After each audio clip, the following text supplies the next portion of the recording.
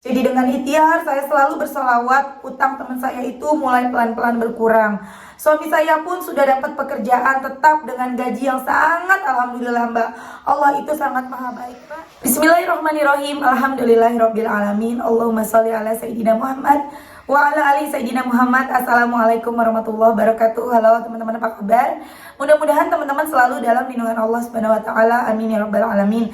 Alhamdulillah, kali ini aku akan sharing lagi pengalaman sholawat dari teman-teman kita. Tapi sebelumnya jangan lupa teman-teman yang belum subscribe, di subscribe dulu biar aku makin semangat lagi bikin videonya. Dan buat teman-teman yang punya testimoni sholawat, silahkan kirimkan testimoni teman-teman ke nomor ini 0813 1543 0565. Dan buat teman-teman yang belum punya buku ini, jangan pernah lelah ada nikmati setiap sholawat. Teman-teman bisa beli di Gramedia atau teman-teman bisa hubungin admin, ordernya ke admin. Ini nomor adminnya 0812 9875 7860. Insya Allah buku ini bisa nambah semangat teman-teman dalam bersolawat. Nah langsung aja akan aku bacain testimoninya. Ini yang pertama dari Mbak Lydia. Masya Allah Kak Mel, aku mau berbagi cerita. Setelah lebaran haji tahun lalu, suami dirumahkan dari pekerjaannya. Dan selama hampir 10 bulan ini, pemasukan keluarga nggak pasti. Karena suami kerja dengan kebiasaannya itu nggak pasti ada kerjaannya. Ada hal yang wajibnya aja bayar rumah, bayar sekolah, belum buat hari-hari. Itu besar pasak daripada tiang. Malam nifsu kemarin aku sholawatin berhari-hari, beribu-ribu sholawatku amalkan. Alhamdulillah setelah beberapa harinya suami dipanggil kerja. Dan alhamdulillah yang luar biasa, Allah itu maha baik. Semoga kita selalu diberi keberkahan dalam hidup Kak. Semoga suamiku juga selalu dilindungi dari mara bahaya, diberikan kesehatan pula, berkah pastinya. Dan aku tanya teman-teman, baca salawat apa? Salawat Jibril aja saya Mbak, biarpun pendek, tapi insya Allah niat hati ingin istiqomah. Saya kelilit utang koperasi kemarin Mbak, sebenarnya bukan utang saya, tapi punya temen yang pakai nama saya. Dia pergi ke kota seberang, rumahnya di sini mau dijual untuk bayar utang-utang, tapi belum laku-laku. Hutangnya nggak 1 atau 2 aja ternyata Mbak. Dan yang pakai nama saya itu orangnya nagih, nggak mau tahu Mbak, karena taunya nama saya. Dan pelan-pelan saya bayarlah utang-utangnya yang pakai nama saya. Dan alhamdulillah pelan-pelan dikit-dikit mulai mau lunas Mbak. Tinggal teman sayanya aja lagi yang membayar ke saya sebagai gantinya nanti kalau sudah laku rumahnya. Tapi alhamdulillah kita niat bantu ikhlas walaupun sebenarnya di saat masalah itu melanda. Dan suami nggak tahu karena saya nggak mau menambah beban suami. Saat itu suami nggak kerja Mbak, hanya kerja serabutan yang ya dibilang cukup makan aja udah syukur alhamdulillah.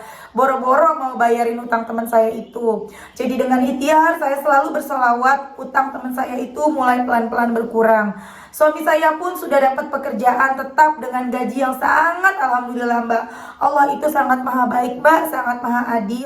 Masya Allah, alhamdulillah Mbak. Selama Mbak ikhlas nilainya jadi sedekah utang itu. Semoga rumah temannya segera laku ya. Hutang temannya Mbak Lydia ada berapa kalau boleh tahu, dan sisa berapa sekarang? Kemarin sekitar 8 juta, yang lebihnya Mbak yang pakai nama saya itu. Sekarang sisa 3 jutaan lagi Mbak. Saya rela ikut kerja di warung makan dengan gaji 50.000 sehari Mbak buat nutupin. Ya Allah semoga segera lunas ya Mbak. Semangat selalu, Allah pasti bantu, amin ya Allah. Masya Allah ya. Itu tadi testimoni dari Mbak Lydia. Jadi Mbak Lydia ini suaminya nggak kerja teman-teman. Kerja pun serabutan. Jadi ya buat makan aja susah ya. Dan Masya Allah diuji sama Allah dengan Mbak Lydia ini punya teman ngutang pakai nama Mbak Lydia. Orang yang ngutangin nggak mau tahu, pokoknya nggak mau tahu. Kamu harus bayar utang. Mau yang utang siapa? Aku taunya kamu yang utang Mbak Lydia gitu kan. Akhirnya Mbak Lydia ikhlas untuk ngebayarin, padahal kondisinya pada saat itu juga susah. Buat makan aja susah ya. Tapi nggak bilang ke suami karena takut bikin suami tambah beban. Mbak Lydia berusaha terus bersolawat sambil juga bekerja, ikhtiar langit dan bumi, Masya Allah. Akhirnya utangnya pelan-pelan, sekarang tinggal 3 juta lagi. Kita doakan ya teman-teman, semoga Mbak Lydia utangnya lunas ke akar-akarnya, rumah temannya juga laku sehingga bisa bayar ke Mbak Lydia, amin. Dan Masya Allahnya lagi, suaminya Mbak Lydia dapat kerja yang tadinya kerjanya serabutan, akhirnya sekarang udah kerja dengan gaji yang alhamdulillah. dan gajinya itu tetap, udah punya gaji tetap. Masya Allah, the power of sholawat. Siapa-siapa yang bersolawat, yang yakin dengan pertolongan Allah pasti dapat. Dan kenapa banyak yang mengeluh nggak dapat? Karena nggak yakin. Gimana biar bisa yakin? Terus aja sholawat. Terus sholawat, keyakinan itu akan muncul dengan sendirinya. Jangan maksa Allah. Gimana caranya biar kita nggak maksa Allah? Ingat dosa. Ingat dosa kita. Kalau perlu ditulis dosa-dosa kita. Kemudian kita bandingkan. Kira-kira udah pantas belum sih kita dikabulin doanya sama Allah?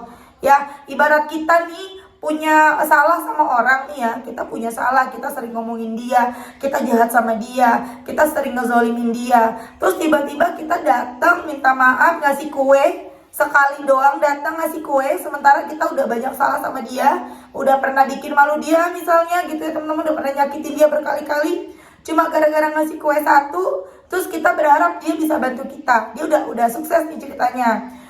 Aku minta tolong dong pinjem duit misalnya gitu ke teman yang udah kita zolimin bertahun-tahun misalnya. Coba ngaca, emang kita nggak malu gitu minta tolong ke teman kita, sementara kita udah jahat selama ini sama dia. Kita cuma ngasih kue sepotong, terus kita minta maksa dia untuk nolongin kita, pinjemin kita duit. Gitu aja sih ya teman-teman ya. Walaupun Allah maha baik, tapi ya malulah gitu loh ya, maksa Allah. Karena supaya teman-teman nggak maksa Allah, ingat dosa. Ingat lagi dosa ya teman-teman ya. Lanjut, aku akan baca testimoni berikutnya. Ini dari Mbak Ulfa. Saya mau berbagi pengalaman pribadi Mbak. Suami saya jadi humas tambang sudah hampir 5 tahun dan perusahaannya selalu saja ada kendala. Dan saat lihat TikToknya Mbak Melisa, saya DM Mbak gimana caranya sholawat. Niat saya buat sholawatin biar urusan suami lancar. Dan alhamdulillah sekarang urusan suamiku yang tadinya banyak kendala sekarang berjalan lancar. Dan rezeki kami alhamdulillah selalu ada. Setiap suami saya ada masalah dan cerita ke saya selalu sholawatin dengan niat semoga semua urusan suamiku berjalan lancar dan dimudahkan. Alhamdulillah Mbak, dan jualan online saya juga lancar. Makasih Mbak Melisa. Kemudian aku tanya, baca sholawat apa? Baca sholawat Jibril Mbak. Masya Allah, the power of sholawat. Padahal sholawatnya yang paling pendek ya, bukan munjiat, bukan nariyah, bukan sholawat Ibrahimiyah. Sallallahu ala Muhammad atau sallallahu ala Muhammad. Tapi hasilnya dahsyat. Ya, nanti di sini teman-teman pasti pada bingung karena masih banyak yang nanya, Mbak, kalau aku sholawat nggak diniatin gimana Mbak? Mbak, kalau sholawat itu niatnya di awal apa di akhir teman-teman ya? Sebenarnya gini, bukan sholawat niat biar dapat kerjaan, sholawat niatnya biar urusan suamiku lancar, bukan. Lebih ke gini loh teman-teman, kita punya doa, jadi ada dua nih. Ada doa, ada zikir. Doa, sholawat, doa permintaan kita, keinginan kita. Sholawat itu zikir kita. Ketika kita berdoa, Allah kabulin sebenarnya. Cuma sayangnya kita punya dosa nih. Tiap hari kan kita berbuat dosa ya teman-teman, nggak mungkin enggak. Kita punya dosa, akhirnya dosa-dosa kita ini yang menghalangi doa kita terkabul. Ketika Mbak Ulfa punya doa, ya Allah, mudahkanlah pekerjaan suami hamba. Suami hamba banyak kendala di kerjaannya ya Allah. Allah mengabulin, karena Allah memang maha mengabulkan doa. Allah malu kalau hambanya mengangkat tangan, kemudian kita kembali dengan tangan kosong, Allah malu. Allah ngabulin. Cuma sayang, maaf ya Mbak, ini kan contoh ya, Mbak Ulfa banyak dosanya misalnya, nggak sampai doanya. Tapi ketika Mbak Ulfa dampingin dengan memperbanyak sholawat, banyakin zikir ya, sholawatan, Allah hapus dosa-dosanya. Satu sholawat, Sallallahu ala Muhammad, hilang 10 dosa. Sallallahu ala Muhammad, sallallahu ala Muhammad, sallallahu ala Muhammad, sallallahu ala Muhammad, sallallahu ala Muhammad. Udah 5 tuh, 50 dosa terhapus, dosaku.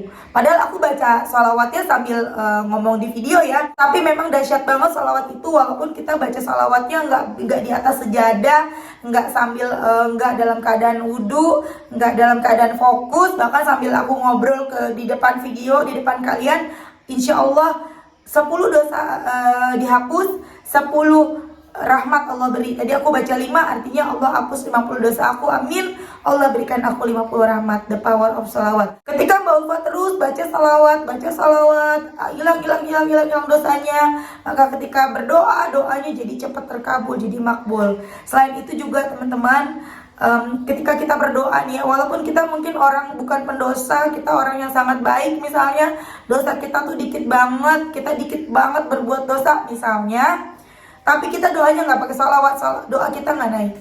Ya minimal kita baca sholawat 1 kali, doa kita naik. Itu dahsyatnya sholawat, keren banget emang. Ibaratnya kita doa tuh bawa Nabi Muhammad, bawa kekasihnya Allah.